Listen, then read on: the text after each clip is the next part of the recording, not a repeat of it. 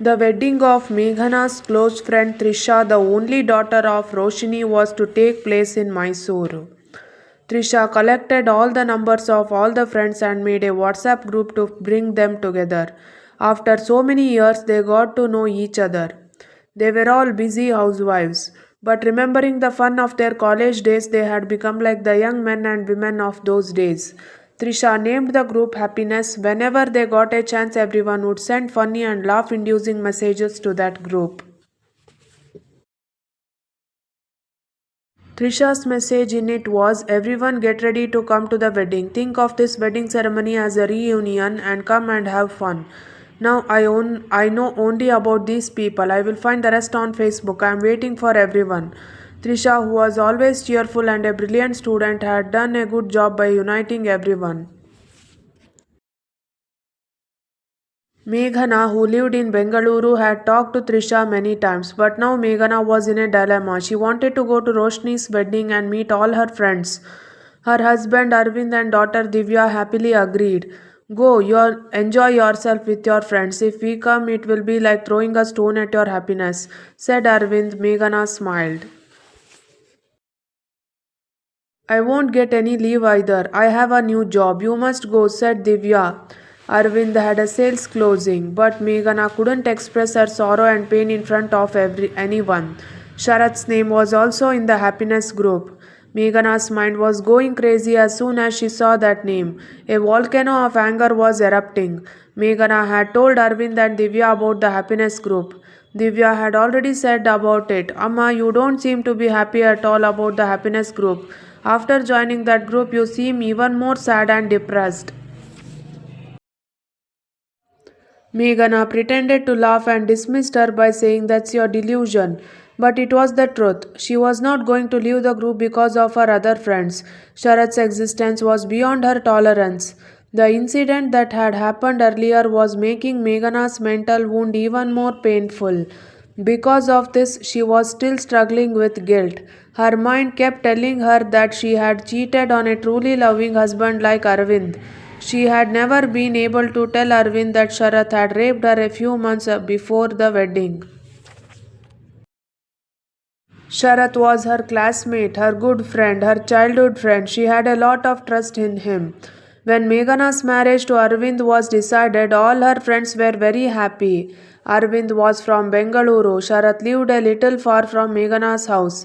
The wedding was to take place a few months later. Sharat's sister Sushila and Meghana had a good friendship. Meghana was the only daughter of her parents.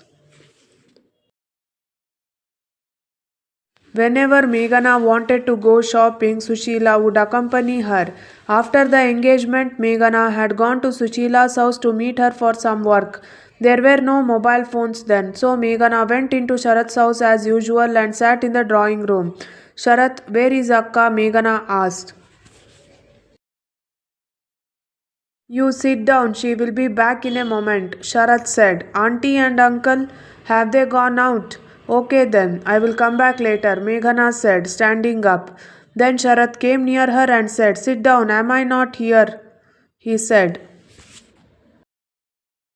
When Meghana sat down again, Sharat came near her and sat down and said, when did you get engaged? You have been looking very beautiful since then. Sharat said. She smiled and said, thank you. Something must have happened to Sharat that day. Meghana still didn't quite understand why he had behaved in such a way as to tarnish such a good and sacred friendship. Sharat closed the door of the house and fell on Meghana like a demon. Meghana cried and begged. However, he did not stop. After that, Sharat sat down holding his head. Meghana kept hitting his cheek and crying and left for her house. When she got home, she explained the incident to her parents. At that time, there was a grave silence in the house. She wanted to tell this to her future husband Arvind too. But her parents insisted that she should not open her mouth about this in front of anyone. Her parents encouraged her in every way, but the wound in Meghana's mind was still raw. She still could not get over this guilt. She was experiencing so much mental turmoil during her intimate moment with Arvind. The black shadow of rape kept coming before her eyes and making her even more anxious. If there was a wound on her body, it would be visible, but no one could notice the wound on her mind. Then Trisha's phone rang. There are 2 days left for the wedding. You are so close. Are you not coming soon? She asked. Trisha, it's a bit difficult for me to come. Trisha interrupted her mid sentence and said, Meghana, I won't listen to anything you say. Some of our group will come tomorrow. You come to my house as soon as possible. Okay, I will try. There is no point in trying. Come quickly. Okay, I will come tomorrow, said Meghana. Then she started reading the messages in the group. She checked who was coming tomorrow. There were dozens of names like Umesh, Sheila, Anita, Suyog, Neelu, Prajwal, and so on. But Sharat's name was not there. She breathed a sigh of relief. Everyone's smiling faces flashed before her eyes. She remembered everyone and smiled. But she did not want to remember Sharat's face. That is why she was not active in the group. Sharat too would only answer yes or no on some very important occasions. He did not participate in the joy, laughter, and jokes of his friends. Arvind and Divya fully supported Meghana's preparations. She left for Mysuru for 2 days. By the time she reached Mysuru, all her friends had already arrived. When she accidentally focused on Sharat, her anger flared up at once. Her mind became bitter. She turned her face away with a contemptuous look once. Then she did not even look at him. Even when she was about to leave, everyone showered criticism on him, who had arrived from Bengaluru to Mysuru last of all. All the friends shook hands and laughed. Time had taken its toll on everyone. But all the friends were still happily spending time like old friends. Sharat remained more quiet and alone than everyone else. Trisha's husband Raju and daughter Roshini welcomed everyone heartily. Arrangements had been made for everyone to stay in the hotel. Everyone was sharing a room except for Sharat. Everyone was sitting in the same room. They were chatting and chatting. There were so many things to say, reminiscing about events between them. When Sharath was gone, Prajwal asked, Where did that Sharath go? He was very serious. Yes, he seems to have changed a lot. He is very silent and serious, said Meera. Meghana was very happy and normal when Sharath was nowhere to be found. Just before dinner, Prashant brought Sharath.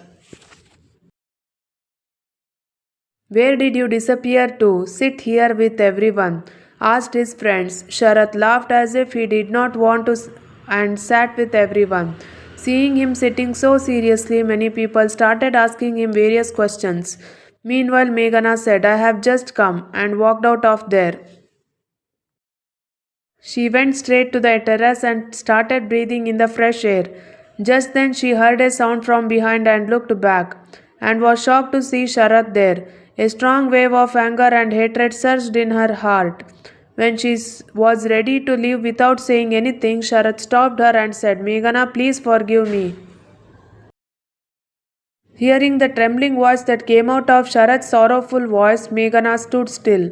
I have been trying to apologize to you for years.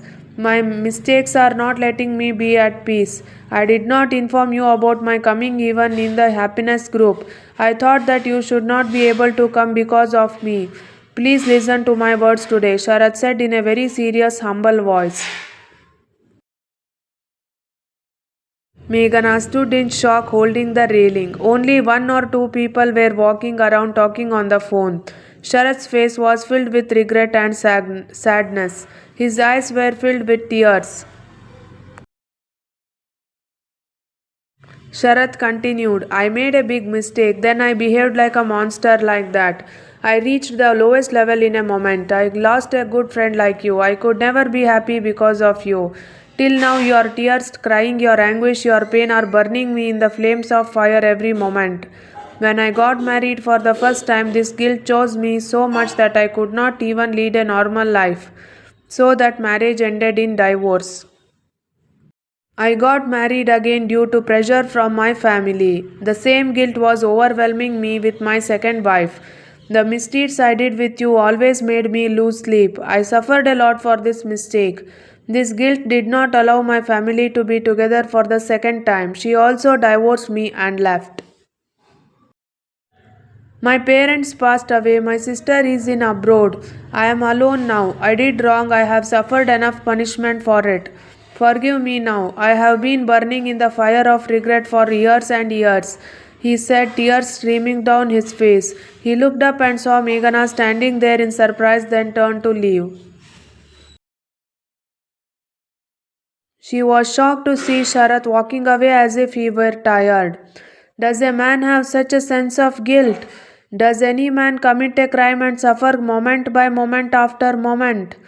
Does a moment of passion feed a man like this for the rest of his life? After raping, does that sense of guilt affect his life and damage his life? She was confused. She was bewildered. She did not understand anything. Thank you for watching. If you like this video, please like, share and subscribe to my YouTube channel.